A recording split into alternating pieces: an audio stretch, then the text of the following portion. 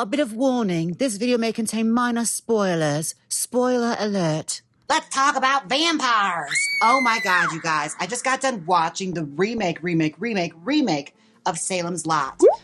It's on, what streaming service was it on again? HBO Max. So be sure and head on over there and watch it if you haven't yet.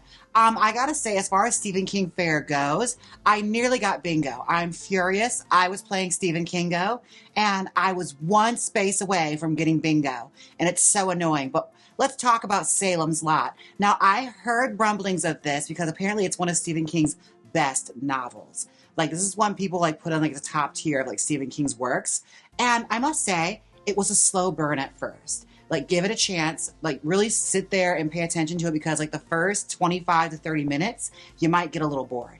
But as soon as people start dying, bitch, they start dying. Let's talk about it, okay? So Salem's Lot is originally called Jerusalem's Lot, but they changed the name because, well, Jerusalem is an awful name, so don't use it. It's a little biblical, a touch on the nose biblical, so they changed it. It does not take place in Salem, in case you're wondering. It's not a Massachusetts tale. Honey, no. This is Stephen King. Of course, it takes place in Maine. Only two authors have settings in Maine. That would be Stephen King and Jessica Fletcher. And unfortunately, it is not Murder, She Wrote, although I would love a crossover. Imagine J.B. Fletcher fighting vampires. But I digress. No, so our protagonist is this guy. My hat fell off. Oh. Flashbacks to gay pride. Oh my God, when I was on the gay pride float, this hat was falling off the entire time. It fell off in the street, and a stranger picked it up and handed it back to me while I was screaming at the top of my lungs, like, "Give me my hat!" It was as if it possessed all my powers. Anyways, I gotta stop bobbing my head so much. So our protagonist is this author whose name escapes me. I believe his name is Ben. I'm pretty certain his name was Ben. So also other protagonists, minor protagonists, sub-protagonists. Protagonist 2 is Mark, who is just a new kid in school. He's a new kid to the town. His family just moved there, and he's new to school. And we open up with him doing a magic trick with his other two friends, Ralph and Danny, who are brothers. They're doing a magic trick, and before he can finish, a bully, because you know Stephen King, there's always a bully, comes and like socks him right in the face, just mollywops him right in the face, right? Well, he gets up and beats the shit out of this bully, which is new for Stephen King fashion, I must say. For Stephen King fare, the bullies are usually psychopaths that come back and try to murder you halfway through the movie or the novel, and you're just like, oh my God, what is this person's problem? Like, it's always the most sociopathic child or teenager that's the bullies in Maine. I don't know what's in the water there. I don't know what's going on, but they have the worst bully problem there. All right. But I digress. The bully gets the shit kicked out of him, and you think it's going to lead to something more, but we never see him again after this. Maybe in the book it's addressed more, but as far as it goes, we're just told, watch out for that family because they'll come and get you. But they never come get him. It never actually happens. There's no payoff in this movie. Maybe there is in like the series, because again, like apparently this film is not the first one. Apparently there was like a mini series back in 1979, and then they remade it again in like the 90s or something, and 2004 has one, and apparently Ethan Hawke is in one of them. There's a lot of Salem's Lots. I just gotta say, for a movie I'm just hearing about, okay, wow, good for you, Stephen King. But no Stephen King cameo either, so I didn't get that bingo slot either.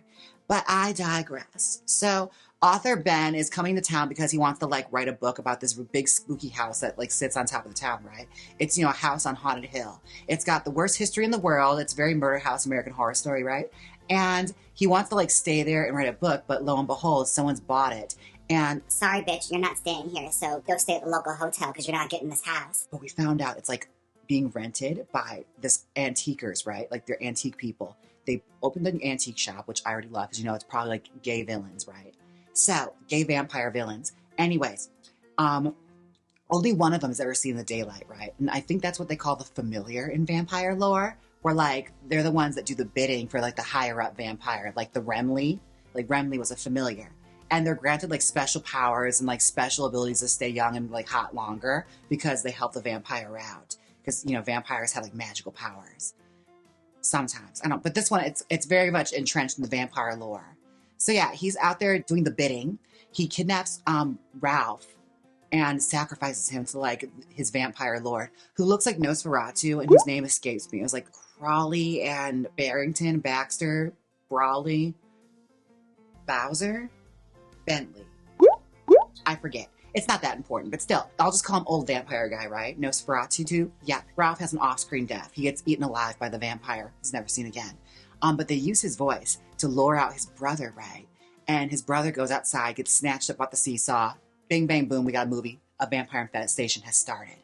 The boy dies from like, I forget what they called it, but the doctor is Alfre Woodard, which I was like, diva work, yes.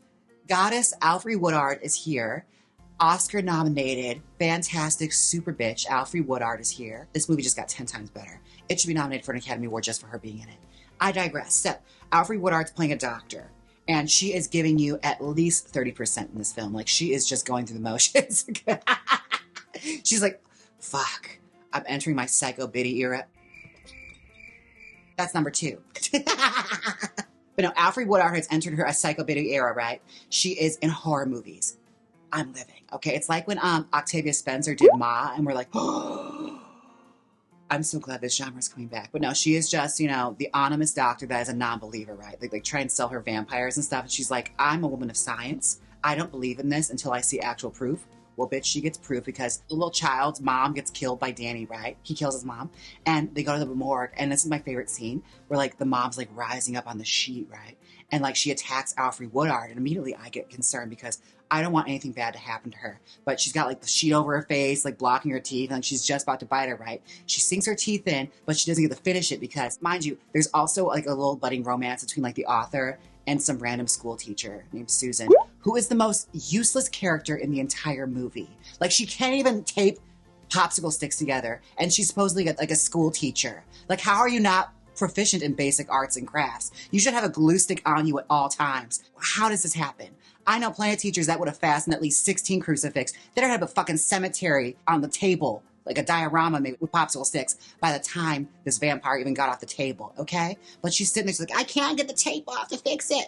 Meanwhile, Alfre Woodard's like being eaten alive in the corner. Oh, it's so annoying. But yeah, how did they kill her again? Oh, they put the crucifix, the little popsicle stick crucifix, because vampires hate God, right? They're like, demon be gone. And she like immediately just vaporizes, right? She dies.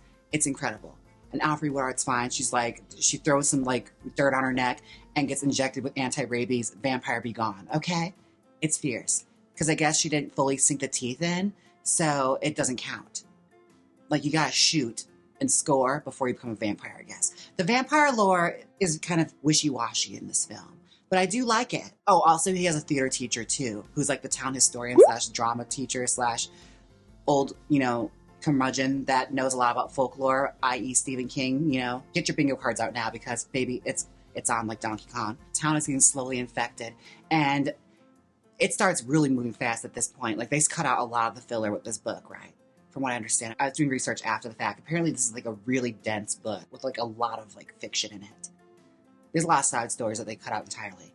So yeah, the action starts piling up, right? Bodies are piling up. The whole town's getting infected, and they're taking stronghold inside the church. Oh, Susan's mom sucks, by the way. She becomes the second familiar to the Overlord after Mark gets kidnapped and escapes. And in a matter of seconds, like, beats to death the Remley guy with a fire poker. It's fierce. And then, yeah, people start dying left and right. And our showdown is at, in a drive-in movie, like a drive-in movie theater. And I guess all the vampires were sleeping inside their trunks as coffins, like makeshift coffins. Which is kind of fierce. I love that. So yeah, they're all in their coffins. And the sun starts to set, right? And Susan's mom, because Susan's already turned into a vampire, right? And Susan's mom is a familiar now, and she's wielding a shotgun. She shoots Alfre Woodard in the face from a surprise angle. It was devastating. I'm traumatized still from this. Yeah, Alfre Woodard does not make it. And Susan's mom is trying to, like, shoot down the author and Mark, the little boy. And it is a intense battle, right? Like, I was on the edge of my seat. They, all the vampires start coming out. And let me tell you, the sun is starting to set. And apparently the sunset in Maine is no joke. That sun is fucking booking it down, right? It's like the sun in Hocus Pocus at the end where it's starting to rise really quickly. Well, in this town, baby, it was on fast forward. I was like, how is this happening? But, yeah, Mark, you know, has his learner's permit, knocks down the drive-in movie theater's, like, you know, screen. Sun kills all the vampires. Showdown between big bad evil Brawley, Balthazar, Nosferatu guy. Evil old guy that's a vampire. He has a like showdown like on top of the thing trying to kill Mark, like trying to reach into the screen and like grab him from underneath it. It's really intense. And then he gets killed. He gets stabbed through the mouth by Ben, the author. And they drive off and I guess, you know, are going to go on to, you know, solve mysteries or whatever, like Scooby-Doo. I don't know what their plans are. But Salem's Lot is no more. So yeah, that's the end of that. I must say, if you stick it out, honey, if you stick it out, it's worth it. And apparently I'm not really spoiling anything by doing this because like it's completely different from the book. That's number 3. I'm not getting any more. It's completely different from the book. So, and the original like television movie too. So yeah, it's not spoiling anything for you. You could still read the book and get an absolutely different experience. But I'd say it's worth it. Check out Salem's Lot on HBO. Whatever. Check it out wherever it is. Just Google it. I'm not, what am I, Google? I don't care. Yeah, just look it up and definitely check it out. I actually really enjoyed it, I have to say. As far as Stephen King fare goes, it's a good one. I can see why people like it. It picked up. It definitely picked up. And you're going to hate Susan just as much as I did. As much as I usually hate characters named Susan in fiction. Like Susan in Desperate Housewives. God, I fucking hated her. Anyways, I am Jaymes Mansfield. Thank you so much for watching this. Please let me know any other spooky movies you want to watch. Honestly, I've been enjoying doing these movie reviews, and I hope you guys have been too. I just like talking about movies and fiction. And Stephen King is fun. Although I have to say, I'm a little perturbed I did not get bingo in Stephen King Kingo. I will share with you my score. All right? I was just 1 point away from bingo. I had writer character, bullies at my free space, dead children, and I was just 1 space away. No one was wearing blue overalls. Maybe if I paid closer attention, I might have gotten bingo. Anyways, thank you so much for watching. Don't forget to like, comment, and subscribe. And until next time, bye.